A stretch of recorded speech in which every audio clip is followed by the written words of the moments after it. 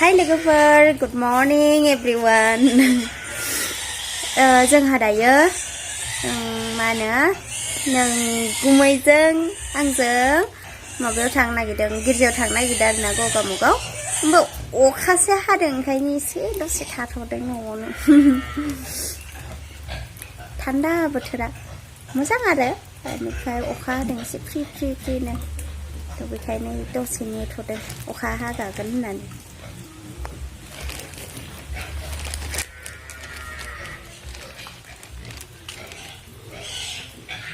ayo bidik kalau medang birat dustu tar Yusuna seperti apa thang nong kharbai dai ya thang se hey na bua abi ai apa thang sai coba ya betul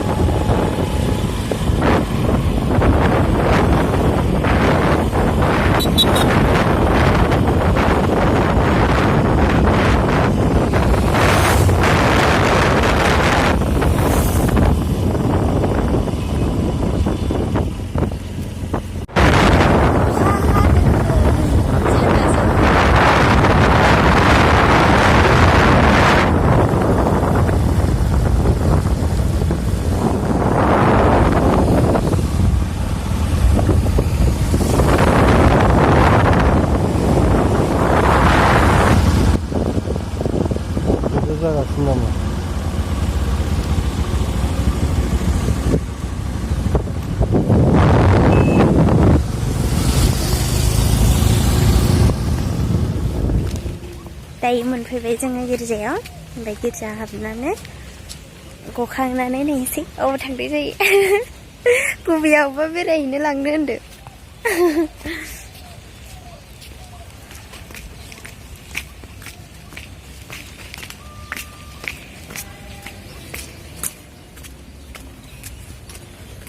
जि मोजां बिबार गायखायो नै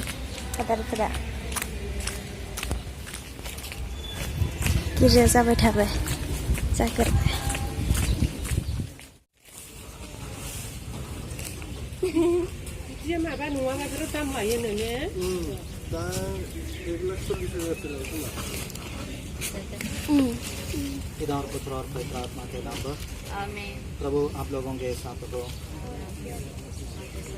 प्रभु के नाम में ही हमारा कल्याण थे उसी ने स्वर्ग और पृथ्वी को बनाया संदेहोहन के अनुसार पवित्र सुसमाचार यीशु ने अपने शिष्यों से कहा मार्ग सत्य और जीवन मैं हूँ मुझसे होकर गए बिना कोई पिता के पास नहीं आ सकता हे सर्वशक्तिमान ईश्वर स्वर्ग और पृथ्वी के सृष्टिकर्ता तूने अपनी बहुविधि प्रज्ञा से मनुष्य को सुंदर और भव्य वस्तुएं बनाने का कार्य सौंपा है हमारा निवेदन है ऐसी कृपा कर कि जो इस वाहन का प्रयोग करेंगे वे अपनी सुरक्षा का ध्यान रखकर यात्रा करें और दूसरों को भी निज सावधानी द्वारा सुरक्षित रखें काम पर जाते या विश्राम के लिए लौटते समय वे यह अनुभव करें कि क्रिस्त उनके मार्ग के साथी हैं जो युगानुयुग जीते और राज्य करते थे हमारी जो स्वर्ग में है तेरा नाम पवित्र किया जावे तेरा राज आवे तेरी इच्छा जैसे स्वर्ग में है वैसे पृथ्वी पर भी पूरे को हमारा प्रतिदिन का आहार आज हमें दे और हमारे अपराध हमें क्षमा कर जैसे हम भी अपने अपराधियों को क्षमा करते हैं और हमें परीक्षा में लड़ाई पर बुराई से बचाओ में प्रभु आप लोगों के साथ हो और आपके आत्मा के साथ सर्वशक्तिमान ईश्वर पिता पुत्र और पवित्र आत्मा आप लोगों को आशीर्वाद प्रदान करें आमीन आप लोग विदा दे प्रभु की शांति सदा साथ रखें ईश्वर को धन्यवाद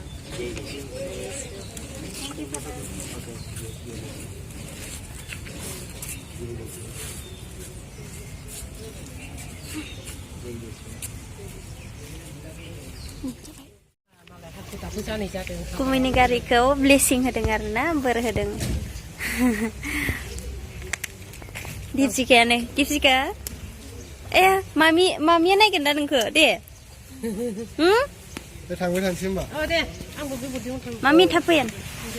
फैन ए ले मामिया नायगोन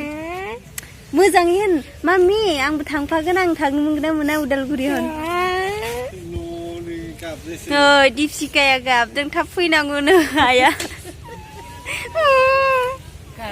गाबा 4 थारिखआव बर्थडे दं बिनि जा उइस खालामगोन न'आव ने नै मामि थाब फैगोन ले ओइ हाय लोगोफोर दायो नंगौबे आंखौ बेरायनो लांनो नागिरदों बबेयाव लाङो र' नायनोसै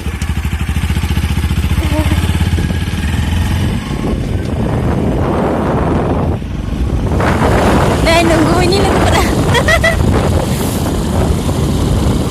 ज' बेरायनो फैदों आरो ना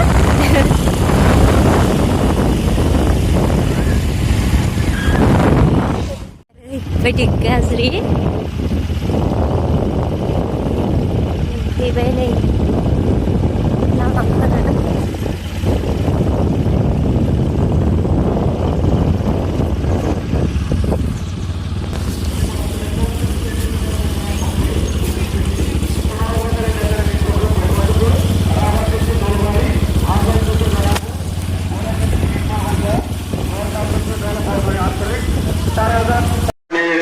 आगे आगे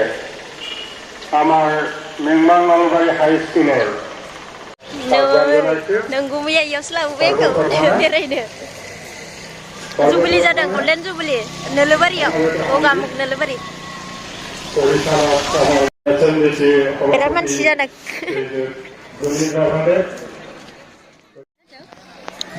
चलो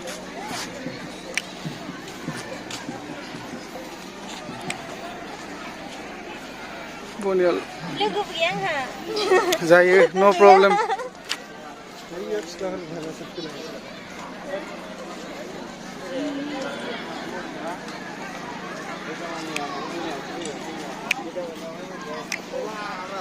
बर' सिख्लाफोर साइज साइज नांथार माथो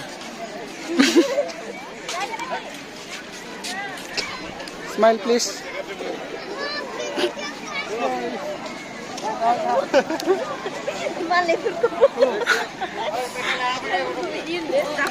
बेफोरबायदिनो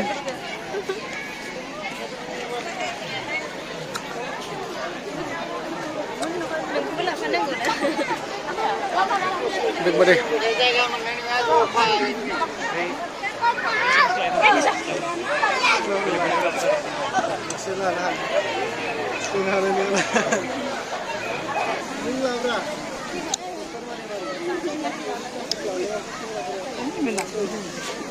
बियो एसेबां मानसि जादों नै नोलोबारियाव गगामुख ओइ बर' सिख्लाफोरा मेथाइ खननो नागिरदों खोमा आं मिथिया दे दासो सफैदों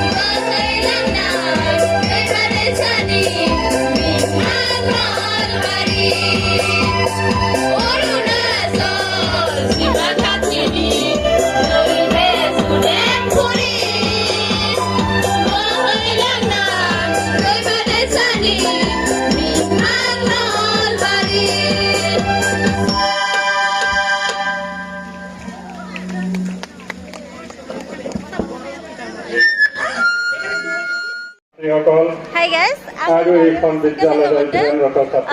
actually golden jubilee जादों आरोना नोलोबारियाव गगामुख ओमफ्राय दा नै इसोरो मोसाग्रा मेथाइ खनग्रा स्वागत खालामग्रा आरोना इसोरखौ लोगो मोनदों मुखुरी अधिवेशনৰ কাম আৰম্ভ কৰোঁ जा मोजां मोसाग्रा सिख्लाफ्रा अके আজি সভাপতিত্বৰ দায়িত্ব আমি আগতেই বাছি থৈছিলোঁ Oke. Subhakshanat Mukuli Actually, ang Devasanat subscriber ke Mukho sana, Didi subscriber Sabe ke Ami mendingan Amal so I'm Sanya so Vidya happy karena Rumuria Dohawa Bewa lega menacabut ke sana. Thank you so much. Jadi আমি Take care. মুকলি অধিবেশনৰ কাৰ্যসূচী কৰিছে সভাপতি Hai nih, subscriber lagi. Subscriber lagi. সভাপতি মাননীয় প্রভাত বসুমতারী ডাঙরিয়া মিংমাং নলবাৰী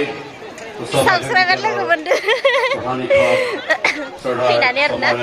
Moजां मोनो ना? Subscriber फोरखौ लोगो मोनोबा थोंदे सिनायिफोरखौ लोगो मोननाय जायोना? थ' मोजां मोनो आरो गोसोखौ। नै सा लोंनो हाबदों जोङो दायो बेयावनो जुबिलियावनो आरोना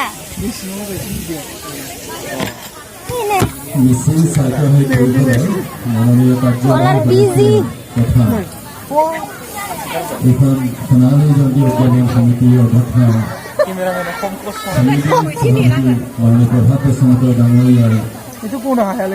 সভা অধ্যয়নী ভাষণ ৰাখিলে তাৰ বাবে তেখেতলৈ মই ধন্যবাদ জ্ঞাপন কৰিছোঁ। এতিয়া আছে অতিথি সম্বৰ্ধনা। অতিথি সম্বৰ্ধনা আগবঢ়াব প্ৰধান শিক্ষক Dari जों सा लोंनो फैदों औरा हटेलाव एसे हाबदों माने जों दायो मा मा मोनजायो नायनोसै फुदुंगासिनो दसे नेनो होदों जोंबो एसे वेट खालामसै आरो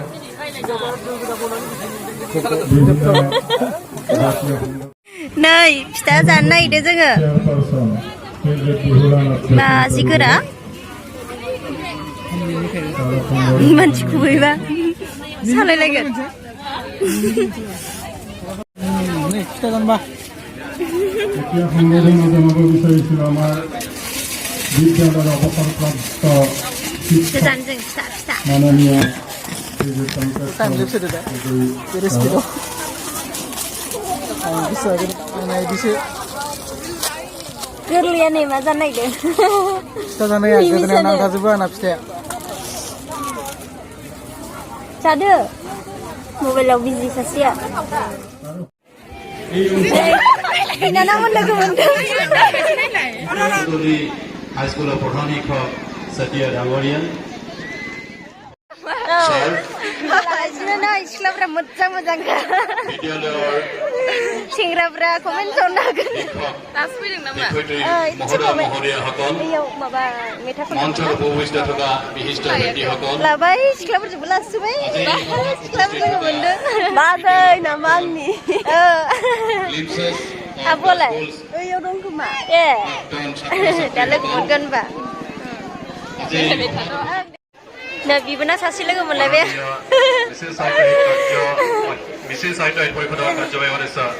गामिनि बिबोना होनदो बेरायनो फैदों बेसे गोबाव जाखो आं मैयानो फैदों मैयानो बा दंफैखायो आङो आंसो हाया रावबो नायहरनो ओंखार दायो थांसै जोङो थांनो ओंखारबाय आरो ना नायनानैमोन थांसै পরীক্ষাভাবে প্রভান্বিত করে সমাজ সিক্লাবরা পাইবে বিদ্যালয়খনকে আদৰ্শ সুলভ হ'ব তাক নিতান্তই আশা কৰিব পাৰি এক পথ প্ৰদৰ্শক ৰূপত অৱতীৰ্ণ হয় শিক্ষকৰ জ্ঞান প্ৰভান্বিত কৰে য'ত আমাৰ জীৱন প্ৰণালীৰ প্ৰতিটি খোজত বিজ্ঞান আৰু প্ৰযুক্তি এয়াই মানুহ নহয় জানো যিয়ে জল স্থল আৰু আকাশত অবাধ ৰাজত্ব কৰিছে সৃষ্টি এক ৰহস্য নহয় জানো জীয়াই থাকিবলৈ হ'লে জ্ঞানৰ প্ৰয়োজন আছে लामाया जि गाज्रिखा लामाया गाज्रिथार बेसेरानो गारि सालायलांदो लामा गाज्रियाव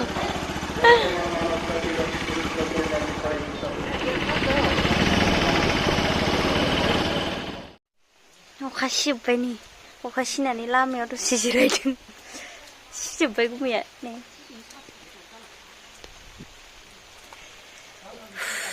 अखा सिबायसो गारिया सिबाय हाय गाइस दायो न'आव मोनफैबाय बेनिफ्राय जास्ट दासो मोनफैदो आरोना न'आव एसेयावनो भिडिअखौ दोनथ'नाय जाबाय मोजां मोनोबा लाइक खालामबानो जाबाय अके कमेन्ट्स खालामबानो जाबाय थेंक इउ स' माच नायनायनि थाखाय